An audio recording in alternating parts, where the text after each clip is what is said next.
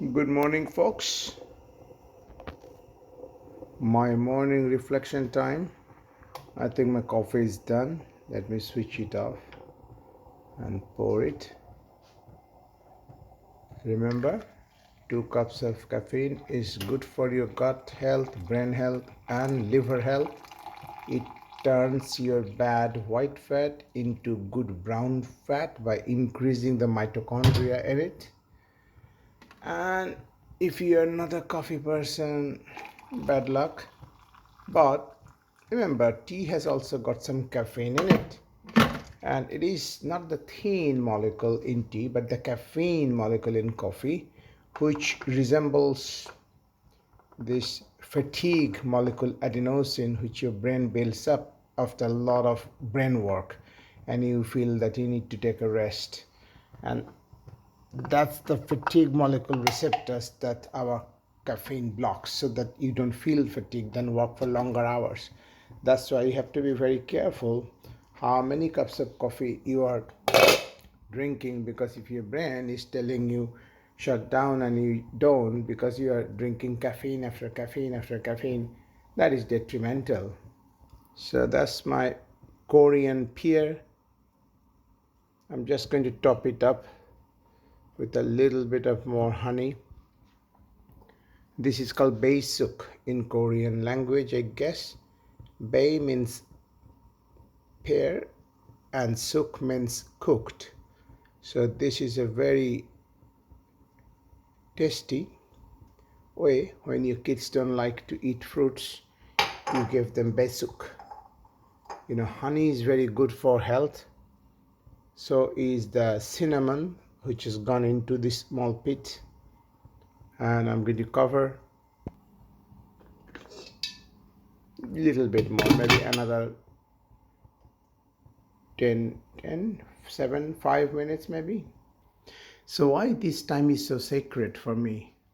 I wake up normally at 5 o'clock, and this is my reflection time, but it is very difficult for me to reflect in vacuum. So that's why you reflect the most, and all the kind of interesting, innovative ideas that your brain subconscious cooked up yesterday will come to your life, come to your conscious mind in these morning hours.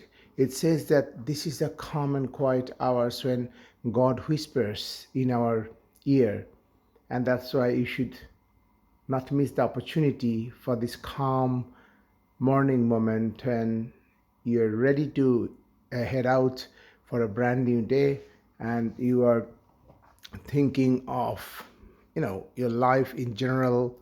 I'm going to do this, I'm going to do that. Sometimes you worry about some upcoming stuff that is going to happen today, but it's a plan, it's a dream that you want to act out today. But unless you know what happened yesterday.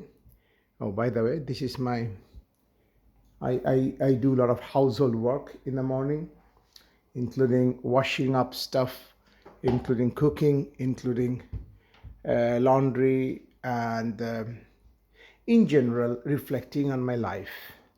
Am I doing what I'm supposed to do? When you are in kindergarten, you are a painter, you are a dancer, you are a singer, you are everything.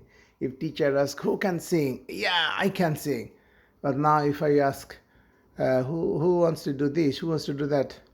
I'm not that. I can't do this. I'm rubbish. I don't like this. I mean, you say so much of no, I can't.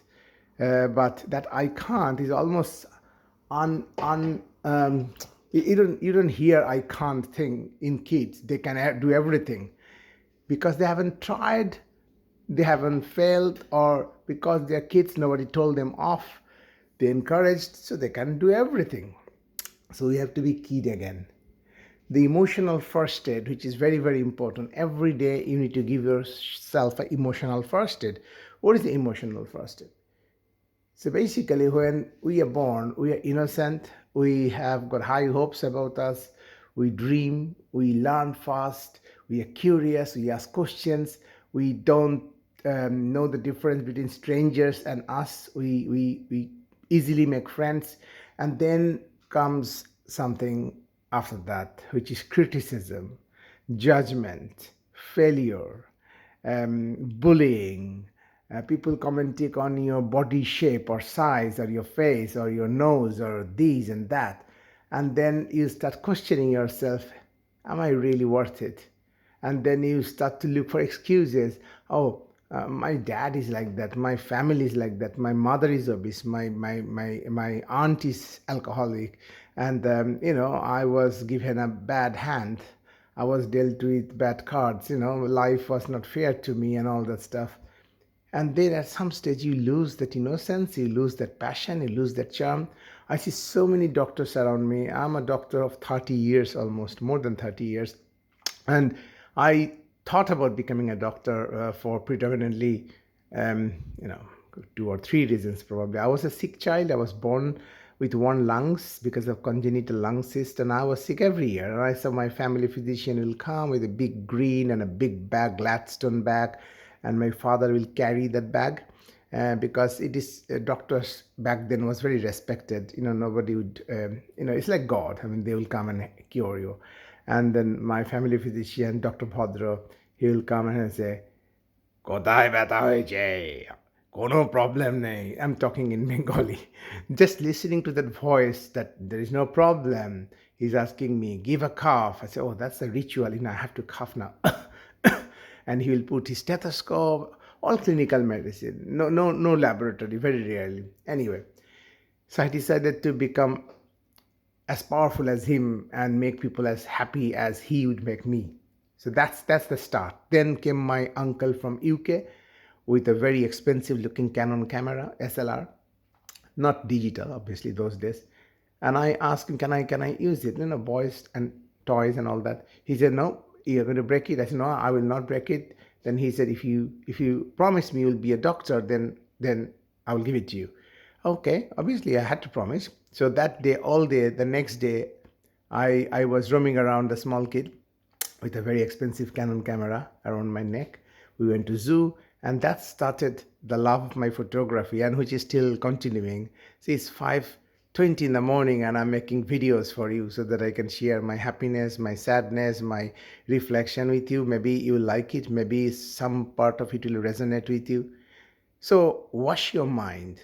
You are born as a white piece of cloth, but as you go through the life and experiences, stains come.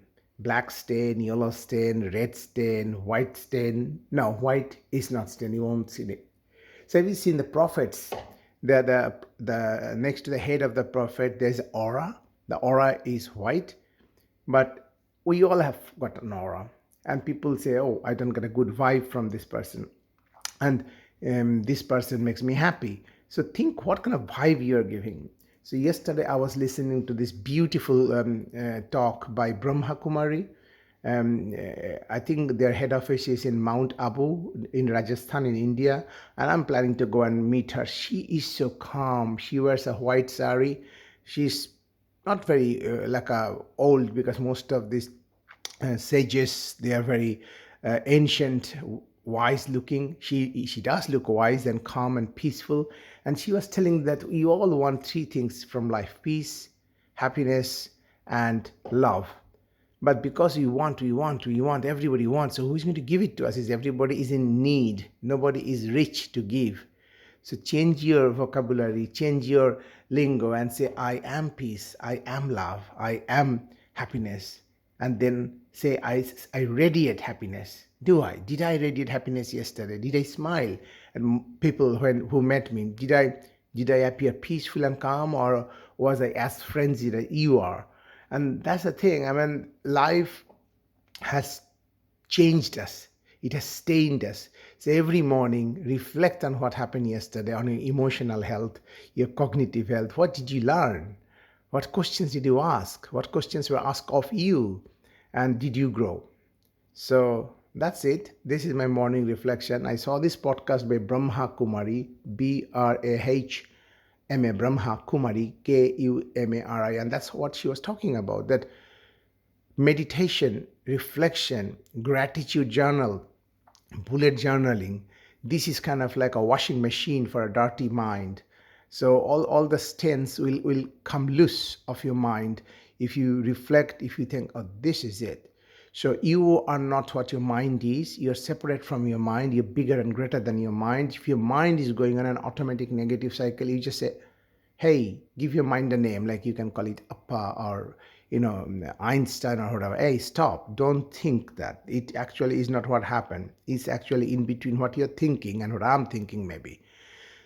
So be very objective, be very kind and compassionate, and forgive yourself. You did what you could do at that stage. You were a child, somebody bullied you, and you felt vulnerable and all that. So forgive that little you who is now grown into a 53-year-old man or woman. Forgive those people who have hurt you. So try to find out the system that caused it rather than the people who did it because they were that, and they didn't have that conscience or understanding what they're doing to you. So they've done it. Damage is done 15 years ago, 35 years ago, 70 years ago, and you were still carrying it because you didn't have access to the washing machine. And that's meditation, and that's mindfulness, and that is gratitude practice, and that is radical forgiveness. Otherwise, that poison that is brewing in your mind is just killing you slowly. You don't want that, do you? Anyway, I think it is almost done. Yes, oops, it's very hot. I put cinnamon in it. Cinnamon is very stimulating for fat loss and also for immune system. During Spanish flu back in 1919, the dock workers who used to carry sacks of cinnamon from India, they didn't get the Spanish flu, but rest of the population did. So cinnamon, we think, has got a protective or immune stimulating action. And there's some evidence that taking 1 teaspoonful of cinnamon is also good for fat loss, that increase the percentage of brown fat compared to white fat. So see, think about it. Think about washing machine, think about cinnamon, think about beige soup and pear, think about coffee, think about life, but enjoy it. Don't wait for Friday. Enjoy your Monday, Tuesday, Wednesday, Thursday, Friday. Have a happy day.